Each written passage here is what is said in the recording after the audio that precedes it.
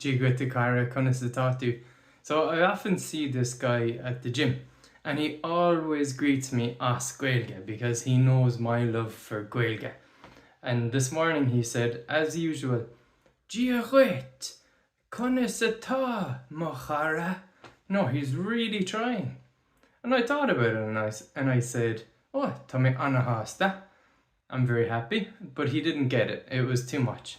So I tried to simplify it. I said, okay, Tommy Sasta. And he said, okay, Tommy Sasta, okay. And it was like he would take that phrase and try to learn it that day. And the great thing about talking to this guy is I know he's going to be trying to speak as Gaeilge when he sees me. We might see each other once a week, but he manages to get some Gaeilge into the conversation. And I love it. And I love like giving him motivation to do that. You can see his love for the language. This guy, he's from Hungary. So he lives in Ireland, he's from Hungary, and he sees the value of Gaeilge in today's society, in Limerick. So what can you do to take his example? Do you have his energy? Do you practice Gaeilge with others?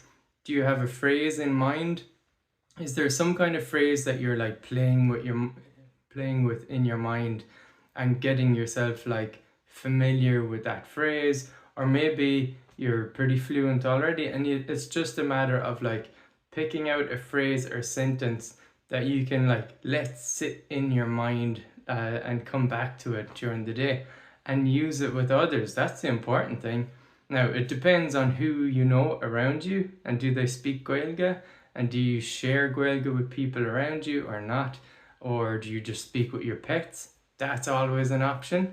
So give it a go and yeah, let me know, do you have that kind of motivation or what stops you doing that?